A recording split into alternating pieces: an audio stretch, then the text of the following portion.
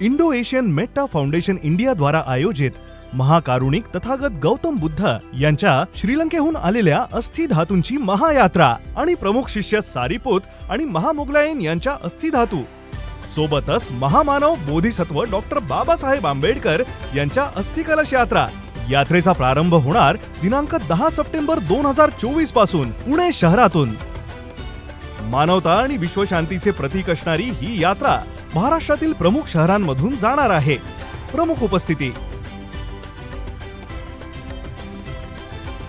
तेव्हा लाखोंच्या संख्येने उपस्थित राहून या ऐतिहासिक यात्रेचे स्वागत करा आणि शांतीच्या या संदेशाला पुढे नेण्यास हातभार लावा। तथागतांचे करुणामय धम्म डॉक्टर बाबासाहेबांचा समतावादी विचार आता आपल्या दारी। या कार्यक्रमासाठी विशेष सहकार्य लाभले आहे इंडो एशियन मेटा फाउंडेशनचे सचिव माननीय नितीन गजभिये